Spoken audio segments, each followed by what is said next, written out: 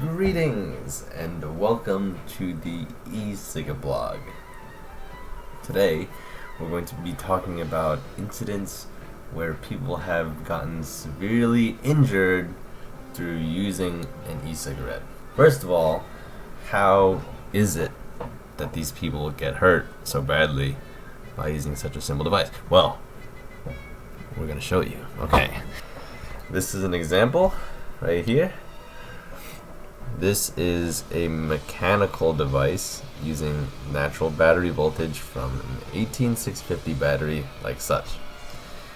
These things are very powerful batteries, and when the insides are exposed to air, they spew gas and get very, very hot. Now, how does this plus this cause an explosion and an injury? Well, because this is using the natural battery voltage, is susceptible to much more damage when there is a hard short in the electricity circuit or something like that. Now, how can there be a hard short in this? Well, maybe the contacts and the way this device is made maybe it's flawed or damaged, or maybe the coils in which people build to create heat to create the vapor, perhaps there's a hard short in something like such.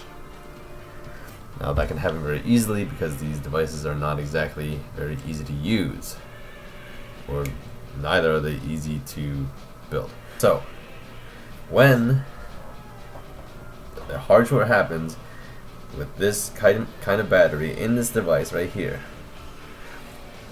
and it creates enough discharge so that it creates damage to the battery, what this battery will do, excuse me, is that the battery will arc. And when a battery arcs, it spews gas out from some side where it expanded, and it gets very hot, and it's gas. So that's the thing with these devices. The chamber inside this tube in which the battery is held is airtight. Anyway, a battery would then, when it arcs inside an airtight tube like such, it spews gas inside this tube and creates an immense amount of pressure. And the reason why people get injured is because when they unlock their device and they press this button to fire the device, it changes the pressure ever so slightly in a device like this, where some contact here, or maybe the top cap or whatever, would separate, and then it would send the top piece of this device flying off so fast into the chamber of my mouth where it would potentially splatter my brains all over the wall. And now that's usually how it is when people get injured with these devices. But there have been two recent cases in which I will cite at the end of this video, which I'm about to talk about now, where people have been severely injured. One case is this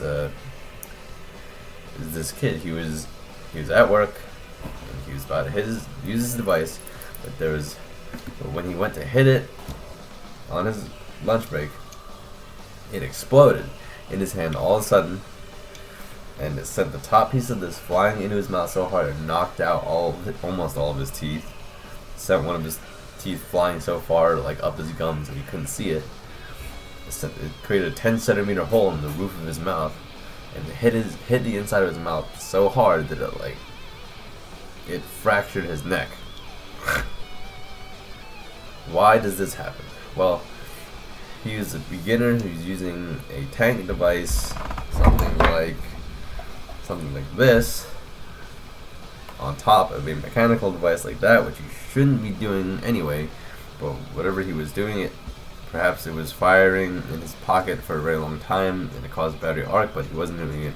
There was a malfunction, a very bad malfunction, that was most likely his fault, that made this thing so hot to the point where it would do that. Now, this is most likely an issue between him and the store, which it was. In fact, he sued the store because they did not properly educate him and did not warn him about the potential dangers of these devices, which is very real.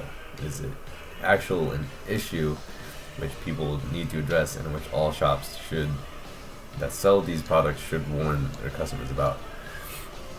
Another incident would be when, actually very recently, on the 20th of this month, this man, he was firing on his device, pretty much exactly like this, which has e-liquid on the inside, and he was using it, and he claims that it sent, like, it started spitting back, coming out the top piece, which is not what it's supposed to do, and it sent hot e-liquid straight down his throat into his lungs and burned a hole in his lungs, which injured him severely. He was in the hospital for several days, and his right lung was reduced to like 25% capacity.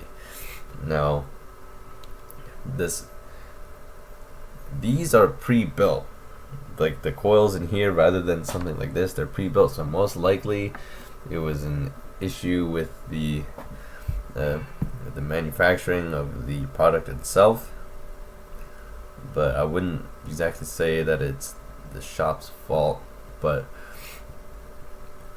fact is, when this kind of stuff happens, the media goes crazy about it and posts 1,000 articles about it, saying how e-cigarettes are dangerous and not worth going to that as an alternative to tobacco and actually smoking, which really is not the case. All this paints vape culture in a very, very bad light, and whenever they do this, none of these articles say anything positive or say anything about the potential benefits to e-cigarette smoking. So